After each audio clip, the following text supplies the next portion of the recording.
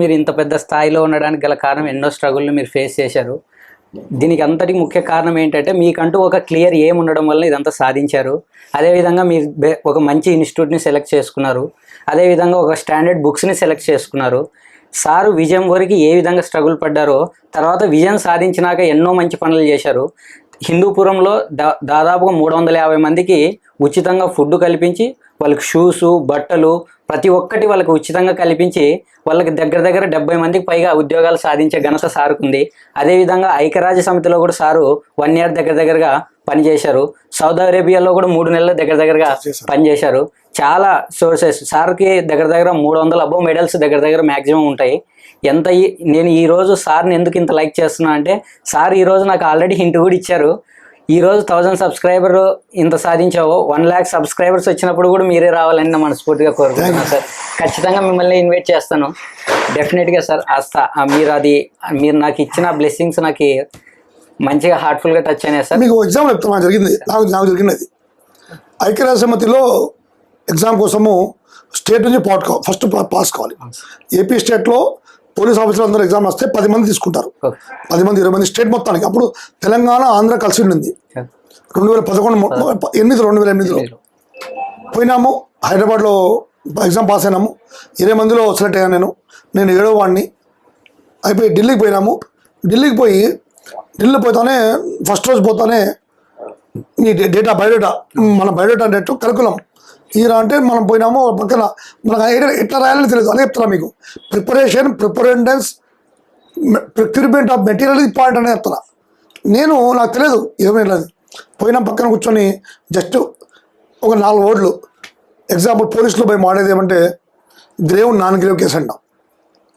Plus as a instructor రాసిన 4 పదాలు రాసుకున్నా వచ్చి ఇచ్చేసిన. ఎగ్జామ్ రాసిన పాస్ అయినా. స్టేట్ ఆల్ ఓవర్ ఇండియా దాంట్లో 70 ర్యాంక్ వచ్చింది. 70 ర్యాంక్ వచ్చిన తర్వాత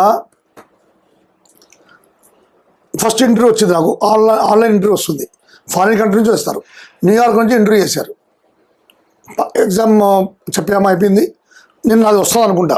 ఇది నాకు వచ్చేస్తుంది మిషన్ అనుకుంటా. నా పేరు రాదు.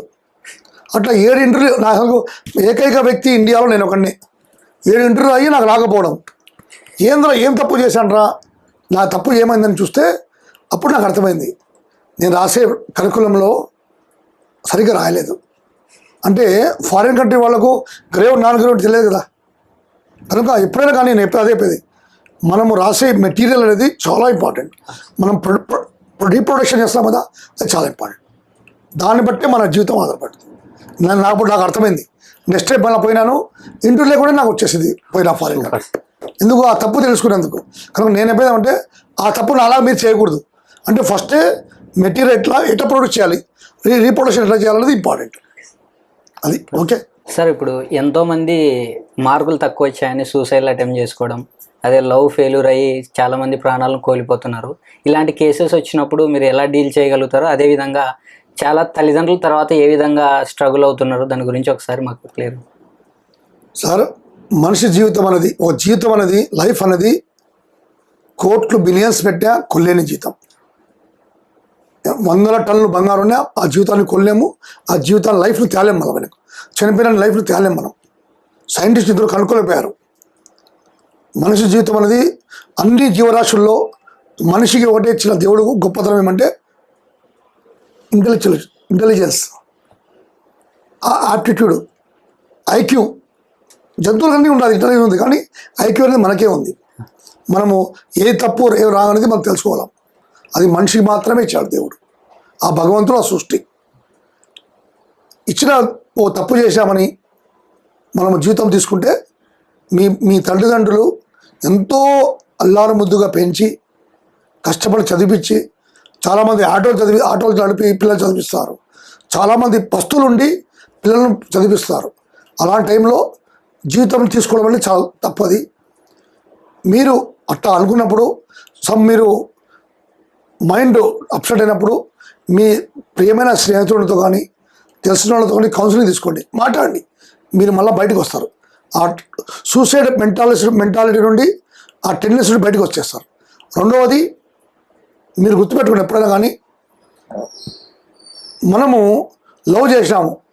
కొన్ని సందర్భాల్లో లవ్ ఫెయిల్ అంటే ఆ అమ్మాయికి నచ్చకపోవచ్చు, నువ్వు నచ్చకపోయినప్పుడు నువ్వు విడిపోవచ్చు. చాలామంది ఇప్పుడు చూసారు మీరు కోర్టులలో, కోర్ట్స్లో, పోలీస్ స్టేషన్లో పెళ్లి చేసే వాళ్ళు విడిపోతారు, లవ్ చేసిన వాళ్ళు విడిపోతారు. దాన్ని మనము ఒకటే అనుకోవాలి, ఎందుకు అయిందిరా అని. మన తప్పులు ఏముంటాయి, సరిదిద్దుకున్నప్పుడు మనం ఉన్నతమైన స్థానానికి పోతాం. చాలామంది ఉన్నాయి ఎగ్జాంపుల్స్.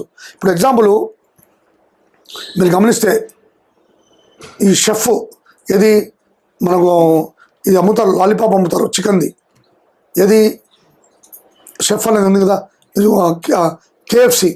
కేఎఫ్సి అతను రిటైర్డ్ అయిపోయి షెఫ్గా చిన్న ఉద్యోగం చేస్తూ చనిపోవాలి ముసలితనంలో అతను బయటికి పడినాడు. కనుక్కున్నాడు అది ఇది ఆ పైన ఉండే ఆ యొక్క మిక్చర్ ఇంగ్రీడియంట్స్ కనుక్కున్నాడు. ఇప్పుడు అతను కోటీశ్వరుడు, ప్రపంచం మొత్తం అతని యొక్క స్థానాలు ఉన్నాయి. మీరు గమనించండి తీసుకుంటే. ఇప్పుడు 60 ఏళ్ళ తర్వాత అతను పైకి వచ్చాడు, రిటైర్ అయిపోయి చచ్చిపోవాలనుకున్నాడు. అప్పుడు ఆ ఇంట్లో కలిపి చేసేందుకు అతను పైకి వచ్చాడు. అలా చాలా ఎగ్జాంపుల్ ఉన్నాయి.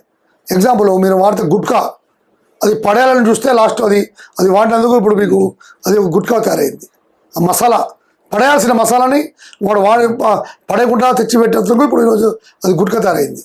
పాన్ మసాలా ఇవన్నీ చాలా ఉన్నాయి ఎగ్జామ్స్ తీసుకుంటే. చాలామంది మీరు గమనిస్తే చాలామంది పై కష్టపడినారు.